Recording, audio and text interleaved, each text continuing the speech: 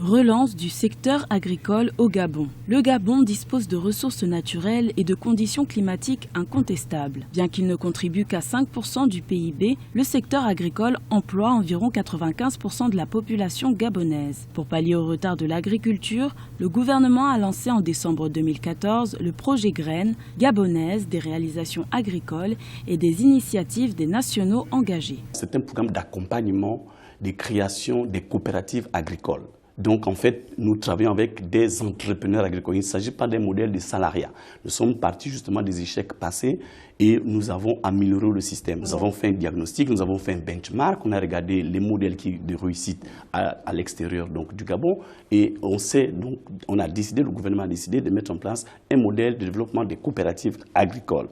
Et c'est ce que nous sommes en train de développer. Graines, c'est vraiment la manifestation de ce qu'on ne peut pas mentir à l'œil qui voit. Depuis plusieurs années, le secteur agricole fonctionne au ralenti. Le deuxième producteur d'huile de palme en Afrique est déterminé à développer son agriculture et à retrouver son succès des années 1970. Chaque année, le Gabon dépense 300 milliards de francs CFA pour l'importation des denrées alimentaires. Un chiffre que le programme Graines ne parviendrait pas à couvrir selon certains détracteurs. Comment peut-on lancer un problème d'une telle envergure sur pratiquement 5 provinces du Gabon en moins de 2 ans? Il y a quand même un problème. Pourquoi n'avoir pas commencé par une expérimentation du programme Graines dans une région précise au bout de 3 ans, au bout de 4 ans, pour que les Gabonais soient convaincus de sa pertinence, de son ambition et de ses résultats. Ces résultats auraient pu convaincre nous autres qui sommes sceptiques et comprendre que si on étend ce programme sur l'ensemble du territoire national, l'expérimentation a donné ceci. Les résultats, les faiblesses du projet, les voilà. Les forces du projet, les voilà.